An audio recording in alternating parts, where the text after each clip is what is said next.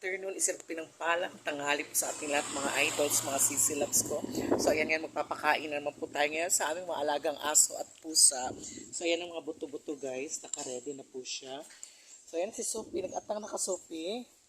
So ayan na, nandito na si Sophie, nagugutom na siya. So bali si Sophie guys, Sophie, meron siyang anak na 4 na tuta. So ayan, bibigyan ko muna siyang pagkain niya guys ha. Ayan. Okay, para makakaon siya iyaha guys. Okay, gutom kain na. Sophie. Ayan po yung pusa namin guys.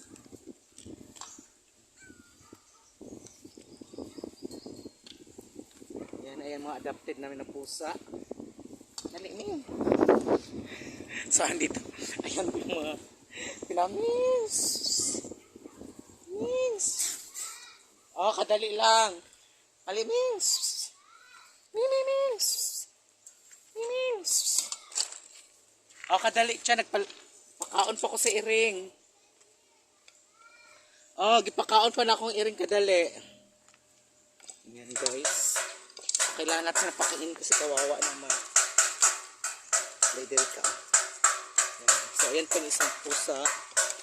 Nabalda. So, ayan si Sophie. Pakainin pa natin. Kasi nagugutom si Sophie.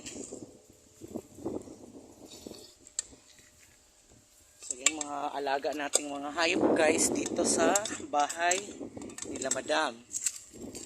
Ayan. So, kawawa naman sila pag hindi pinakain. So, ayan na. Bali, ay, mga pusang gala lang po yan. Nagpa-adapt lang po yan sila dito guys.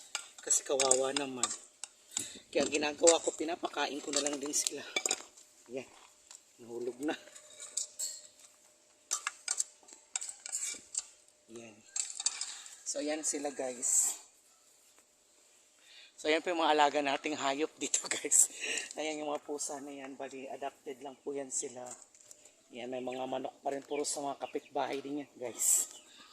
So, ayan po ang ating latest video for today. Mga idol, mga sisilabs ko, thank you for watching and don't skip the ads. Thank you. God bless us all. Bye.